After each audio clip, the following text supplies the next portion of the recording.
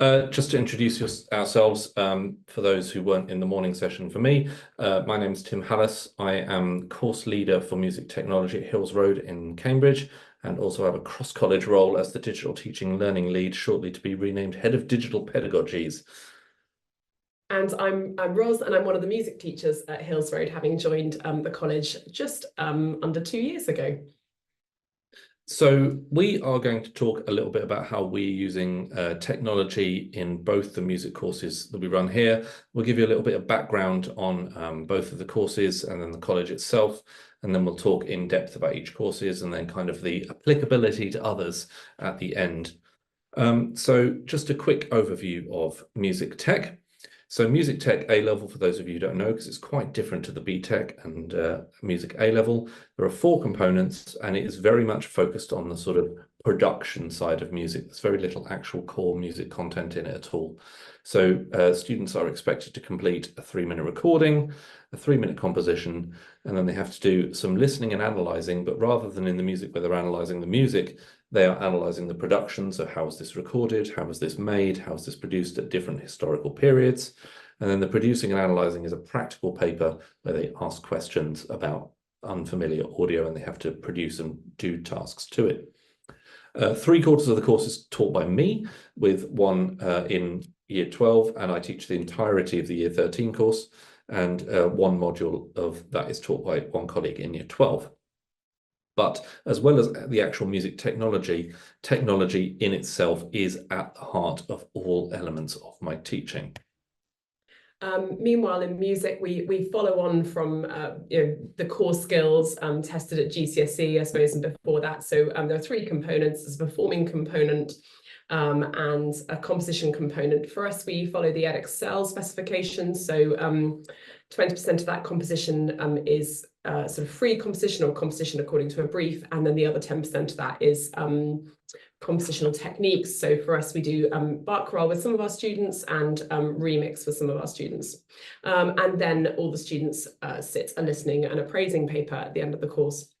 So I teach half the course, and then my head of department does the other half. For us, we're a little bit more varied in our use of technology. It's embedded in all of the components, actually, but there's a certain amount which is kind of optional for us and for students. A little bit of information about Hills Road itself, as the case, because this is a case study presentation. So it's a state sixth form college in Cambridge. We've got about 2,500 students across 2 years. And the college as a whole implemented a bring your own device policy in September 2022. So that means that every student that comes in has to have their own technology device, whether that's an iPad or a tablet or a laptop. Anything is acceptable. We ideally have the ability, or the students should have the ability, to write using a stylus on their device, but it's not compulsory. And that's sort of made a massive difference to how the college teaches across the board. In terms of the cohorts within music and music tech, both subjects have got somewhere between 25 and 35 students in each year group, split into 2 classes, and our classes are taught in around sort of 15-ish. And the technology really helps kind of manage the large A-level class sizes that we have here.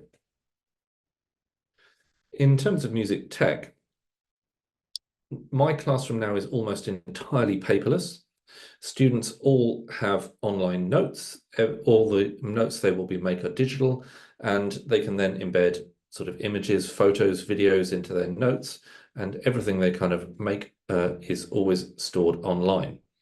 In terms of our music software, we are a logic-based department, but we teach skills, and we don't really reference logic as what we need. So you'll see in the picture there, we've got Joe in the current lower 6 working in Pro Tools. So we teach sort of the skills rather than to the software, but we happen to have logic here just for historical reasons as much as anything else. In terms of other software we're also using a lot of Microsoft Teams and Class Notebook to support learning. But again, it's all very much about the skills rather than the software, because particularly with music software, we don't know what they've used before, and we certainly don't know what they're going on to use, because at schools they'll be using all sorts of stuff. Cubase, Ableton, Reason, Soundtrap, other such things. And at university, they could be going on to any form of professional software. So the skills have to be transferable. In terms of DAWs, the students arrive with quite a wide range of abilities. Some have barely used a DAW at all. Some have used it in their Key Stage 4 classrooms, but very few of them have actually used Logic. Quite a lot have used FL Studio, which we and then they sort of come in and ask if they can use it and are slightly disappointed when I say no, because all the coursework has to be done at college, so they have to use college systems. But we use the DAW to teach kind of the core content of the course, things like the audio recording skills, how to edit and mix audio, how to create synth sounds, all the sampling and sound design manipulation. We teach writing for film at one point in year 12 and then as an option in year 13. And we kind of use it when we're understanding how popular music is made. We will dismantle existing projects and kind of reverse engineer them using the DAW. It really is sort of a core piece of software that we use in most of our components. In terms of other classroom software, as I've mentioned, we're a Microsoft college, so we use a lot of Teams. We no longer really have any other form of communication with our students. Occasionally we will email them, but very rarely. All of our messages will be sent out on block to classes or individually. And all of our work, including assignments, everything we hand in, including logic work, is set via Microsoft Teams assignments. Written work is set as a class notebook document within Microsoft Teams assignments.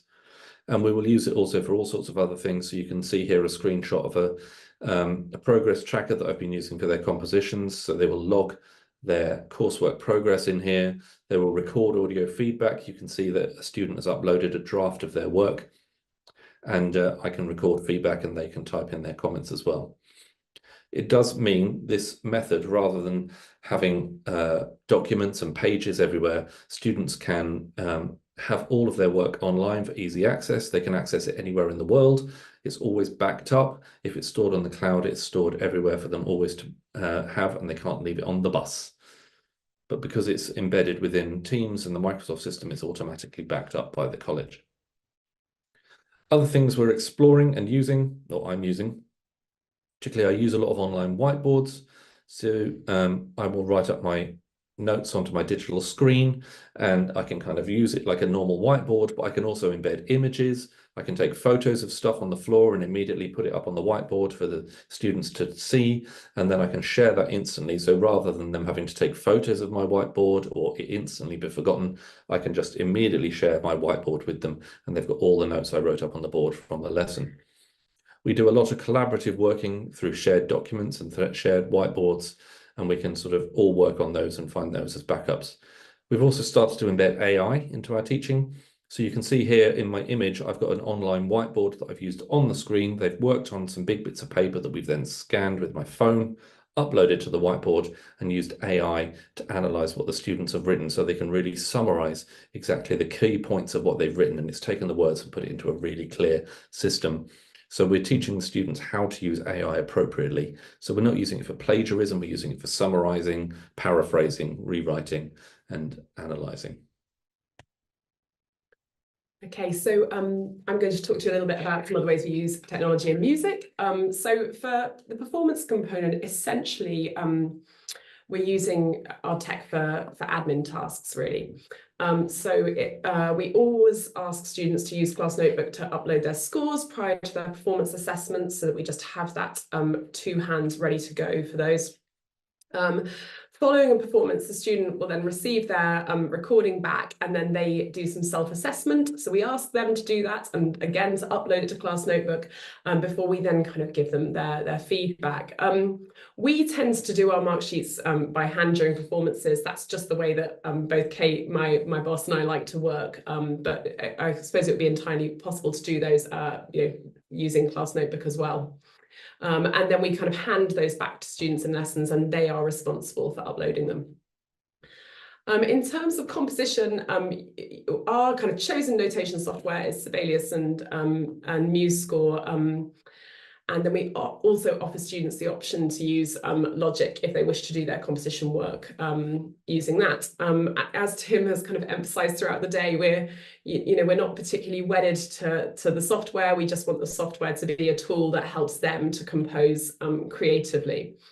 And again, they come to us at Hills from all sorts of different secondary school environments. So we do a bit of work just teaching some of them the basics of that software, but they really have to sort of explore it and work it out early on in the course, ready for use for composition. So a lot of our use of technology, technology for composition is also kind of embedded in class notebook. So we keep composition log sheets in class notebook for incremental progress to be recorded. Students can upload PDF scores and commentaries plus their audio ready for formative feedback when that's appropriate within the course. We have really started using kind of the stylus to annotate composition scores. I'll talk about that in a moment, but that's been a game changer for me in terms of kind of giving feedback. And then we also have started using Excel to generate individual formative feedback sheets. So just moving on, I just want to show you a few examples of some of what we do. So this is an example of a composition log sheet from a year 13 student this year. So essentially they can record all their progress in this, and then they upload PDFs of their composition scores and audio for those. That's super useful for us in terms of kind of monitoring their progress and ensuring the kind of authenticity of their work. That is an exam board requirement. So this is just a really useful way of us keeping everything in one place and being able to kind of sign off the work at the end and say it is definitely the students. We also give a lot of kind of formative feedback, particularly in year 12. So this is an example of a year 12 composition from a few weeks ago. As I said, I found having a tablet and a stylus to be a total game changer in terms of being able to give feedback to students. I know that you can annotate in Sibelius, but in my experience, they tend to kind of want to just keep their Sibelius file and keep on working on it. So by handing in a PDF online, we just avoid the need for them to kind of print their score at a particular moment in time. And they can kind of submit that, and then we can annotate to give them some feedback. And I just find that much more straightforward, really, than having kind of pages of score to kind of try and keep in order, as well as listening to audio. And then this is just an example of our use of Excel to generate individual feedback. So for A-level compositions, there are sort of 3 assessment grids with Edexcel.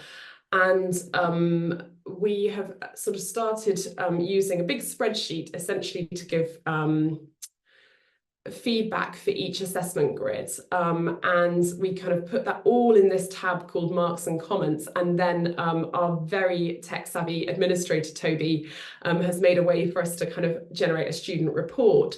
So here's a close-up of feedback for assessment grid 1, which is all about creating and developing musical ideas with coherence and essentially kind of creating a balanced structure. So we're able to kind of input their marks. We're able to tick boxes where there are perhaps generic targets that we know come up again and again with students that we've sort of devised, and then we can give additional comments. And once we've sort of done all that, it churns out something that looks like this. It allows us to then kind of give that student feedback for each assessment grid. We've also included a section for our year 12s on the kind of quality of their score and guide sheet and the quality of their log sheet.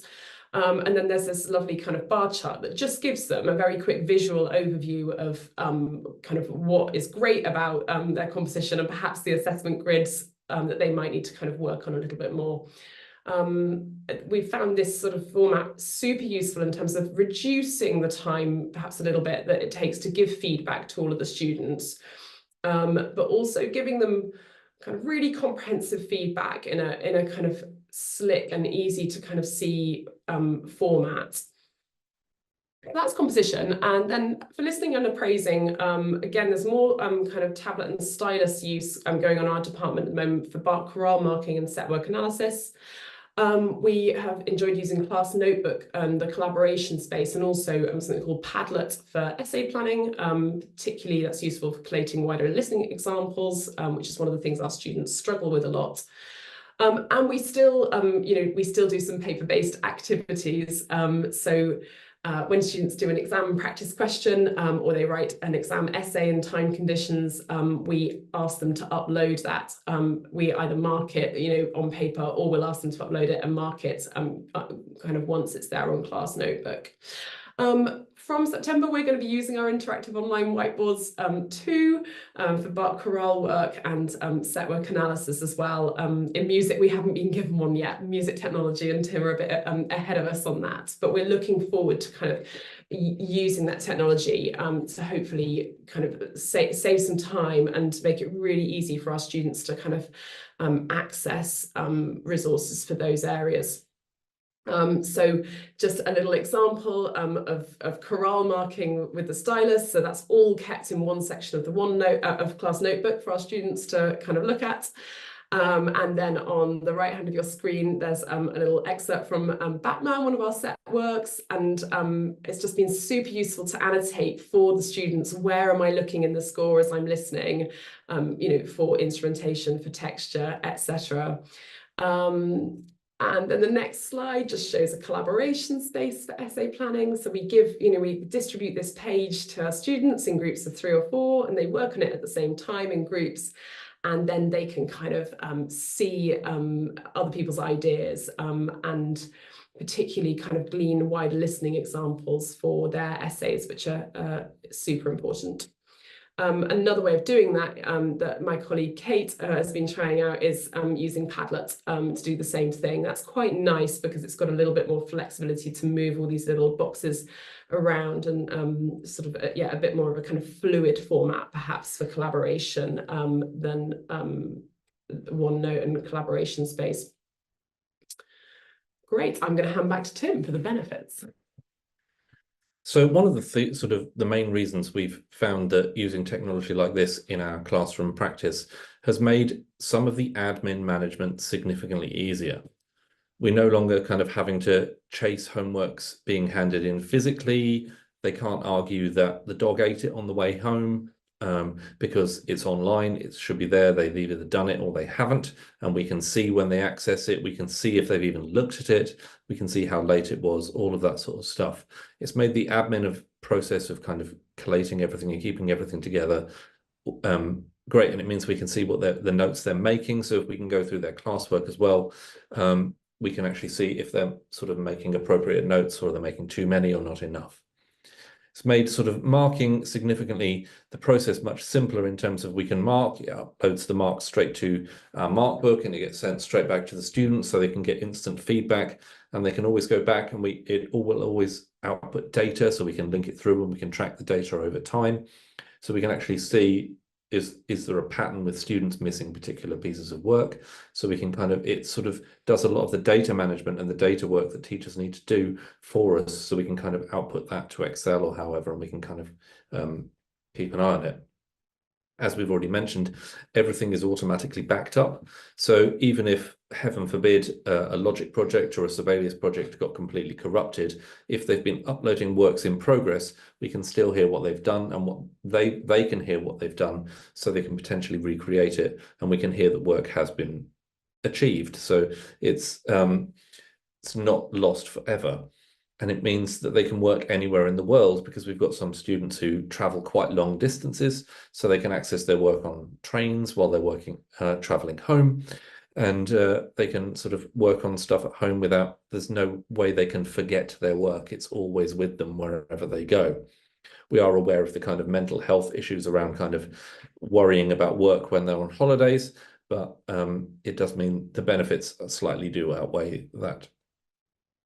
Some of the skills that we're teaching, particularly in kind of project management and sort of classroom management and admin and all of the technology stuff, as I've mentioned, we teach the skills rather than the software, means that they've got a lot of transferable skills for university and for work.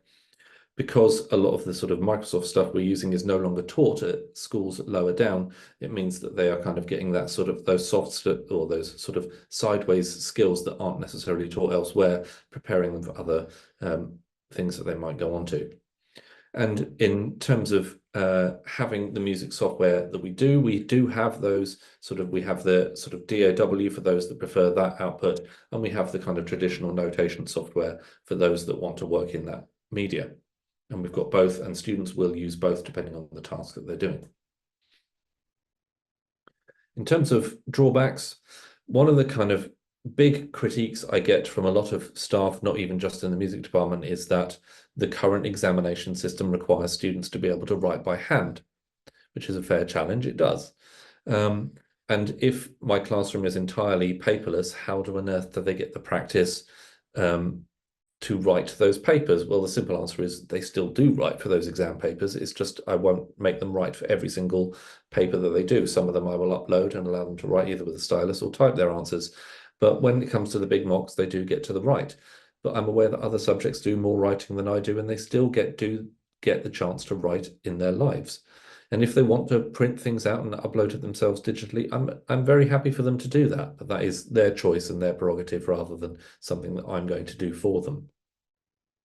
But it also kind of raises up a bigger issue around the current A-level curriculum, on the current A-level examination system, in that it does involve quite a lot of outmoded ways of working, because very few people these days will sit down and write an essay by hand. It's not actually how the world works. If I were to write, I'm currently in the middle of a PhD, I'm not writing that by hand, I'm typing it, and that's how the world works. So actually trying to sort of get a student to sit in an exam room and write for 3 hours is actually not a very natural way for the students to be. And it also kind of, particularly in my subject, less so in Ros's music A level, there is very much the kind of the big learn impact. Students have to go in and just try and memorize a load of facts and regurgitate them, rather than actually some of the skills that particularly Ros's course does teach much more effectively in terms of the analysis and the synthesis and the discernment. And actually, it does make one question whether the current model of assessment that was designed in the 18th century or 19th century is actually the appropriate model for a tech literate AI enhanced sort of society that we are now in, and we're training our students to work in. One of the other potential drawbacks is that using this much technology requires incredibly reliable technology and internet. When the BOYOD policy was first implemented in 2022, the Wi-Fi just could not cope. We suddenly had 1,500 students trying to access the Wi-Fi all at the same time, and the Wi-Fi just couldn't handle that. So the infrastructure for the building was improved last year, and we have incredibly solid internet, but it does still rely on a team of technicians managing the systems in the background to ensure that everything is working. One of the things that we hadn't thought about was that some students, as I've alluded to, just don't have basic IT skills. Although students are taught computing and coding from a very young age, my daughter is in year 1 and is learning coding, but they aren't taught how to create a Word document. They aren't taught how to make a PowerPoint document. They aren't taught how to use an Excel spreadsheet or send an email, things that we do without even thinking about it. They just haven't been taught that. So when they come here, they do struggle with these basic technology skills, and some students really do struggle with the management of where do I put my files, where am I saving this, where do I upload this, what am I doing, how does this system work? And we have found that we have to do quite a lot of basic IT training, simple training to year 12s to get them to understand the systems that are being used in classroom to help them get the best from their learning, so which we hadn't sort of predicted. And the last point on this slide is almost one just for my own reflection, which is, are we removing students' efficacy? Are we removing their own ability to self-manage? I said they can't lose their work on their bus, but actually, is it not their own right to lose all their work on the bus? And are we just sort of spoon feeding the students to the point that they are they are no longer actually able to sort of function quite without the support network that we're providing for them. And that's just a question to which I don't have an answer. Maybe someone out there has a thought on that. Please put it in the Q&A if you do. Coming to the end now. So here are sort of some of the thoughts that we've come up with around how can this apply to you? What can you take away from this?